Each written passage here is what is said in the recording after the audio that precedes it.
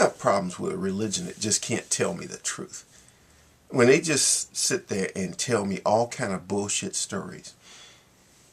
Like I was looking at this Awake magazine, this thing about this woman who had cancer. And the thing is that, I think it was Watchtower, it wasn't Awake. And it's giving me all these God answers about things because, you know, they know that medical situations become an issue. I'm talking about the Jehovah's Witness.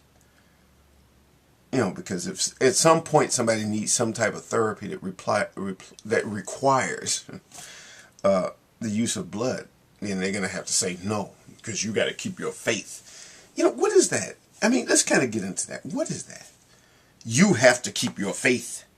No, what it really comes down to is, you know, there's a thing where if you took an organization and you think of it as an organization, there's no one individual responsible for things. I mean, yeah, there's a president, but he's just following the doctrines that were laid down so many decades ago. I can't say centuries because Jehovah's Witness only been around since 1870 in one form or another. But decades ago, somebody made a bunch of rules and you must stick to them. Why? Because it's the right rules. Well, let's kind of get into something about rules for a moment. I want to look at rules like recipes. The truth of a recipe is, does it work? Let's talk about a recipe. And let's look at religion as being something that has recipes. You know, if somebody gave me a recipe for cookies, let's say chocolate chip cookies. Let's say I went to a party one day. I'm just going to make up a story, okay? This is just made up. I went to a party one day, and someone had these chocolate chip macadamia cookies, which I love, and they are absolutely delicious. And I thought, wow, these are magnificent. Did you buy these at the store? No, I made them. I followed the recipe. I can give you a copy of that recipe, and if you follow it, you'll make cookies exactly like this. And I said, okay. They give me the recipe. I take it home. I follow the recipe exactly according to instructions, and I produce exactly what I tasted at that party. Well, let's think about religion as being like recipes. If I follow all this stuff, I'm going to produce the results you claim I'm going to get. Now, see, religion claims various results. One, you're going to get into heaven. Well, you have to follow this recipe, do all this stuff that we tell you to do, and then die. That, you know, it's kind of like a really interesting experiment. It's an experiment because we're experimenting to see if it works. So I follow all this doctrine. I follow all these things. And at the end of it, I die. Now, I wake up and there I am in heaven. Or it's judgment day, or however you want to put it. And God judges me positive. He said, well, you did everything I told you to do. You followed all my rules and all my regulations, and now you are going to heaven. Okay, well, wow, it worked.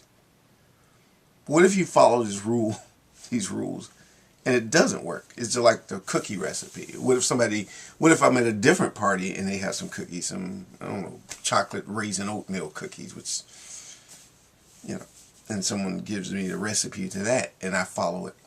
And I follow it faithfully, and it turns out different. Doesn't taste the same. Maybe something was left out. Maybe something was included that shouldn't have been. I don't know. But it doesn't work.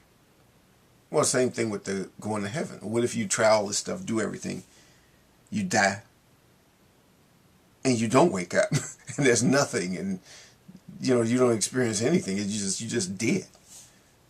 Then the recipe didn't work. You can't say, oh, gee, wow, following this formula didn't work. It just didn't work. Or what if you follow this recipe? A third possibility. And you wind up in hell.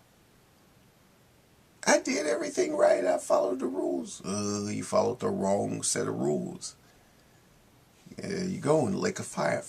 God flicks you into the lake of fire.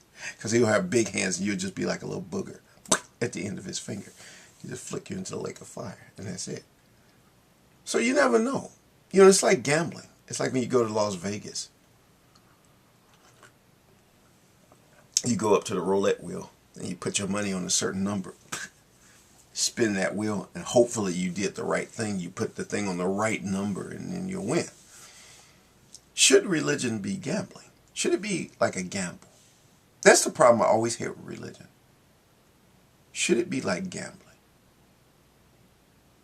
That's why I have a hard time with any particular religion or any particular church.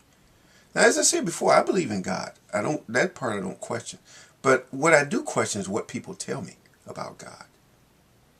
Because unless a person had direct contact with God and can prove it to me, then I'm going to be skeptical. I don't think anybody can prove to me that they've had direct contact with God. So what do I do? What do I do? You know, first of all, I wonder if you have to do anything. You know, I just wonder if there's anything you have to do to get into heaven. But see, that's the thing. There is the problem. I think where the problem comes with religion isn't so much God, but it is people's desire for something. It's a desire for a better life, a better world. That's the first part. The second part is we got to have a method of making a better life and a better world. And for many people, making a better life and a better world means that you have faith in God, that God is going to bring about a better world. He's going to make the world better than what it is right now. God and God alone is going to fix everything. That's one way of looking at it. The other is you could say, well, God isn't going to make the world better. We have to make it better ourselves. You know, my view is there is a God, but God isn't going to make it better except through us in some way that we make it better. He gave us the power to make it better. That's kind of more closer to my belief. And then there's the other belief where there is no God, but we still have to make the world better. Which works. You know, I can work with people who believe in making a better world. But those who believe in just sitting around and just waiting for the world to come to an end, that I cannot do. You know. We're like passengers on a ship, like on a Titanic, and it's about to sink, and we sort of just sit there and say, oh, well, this ship is going to sink, but God is going to rescue us. So we don't need to get into the lifeboats. If we get into the lifeboats, that means we don't have faith in God, so let's just sit here on this ship. No, I'm getting up, I'm going, I'm finding me a lifeboat. Bye. You know, goodbye. I think that we should work toward making a better life, making a better world. Whether we believe in God or not. That's what I believe. That's my feeling. It's just that simple. I don't care. And I've said this before. I don't care if there's a God or not. What is most important is that I do everything I can to improve the quality of life. Maybe you can construct it in your mind that by making the world better, that's God doing it in some way. Fine. Or maybe you can doubt that. And that's okay too. It doesn't matter. What's important is that you get up off your ass and you do something to improve things. That's the most important thing to me. You get up off your ass and do something to improve the quality of life for yourself and for the people around you. That's what I believe. That's my faith.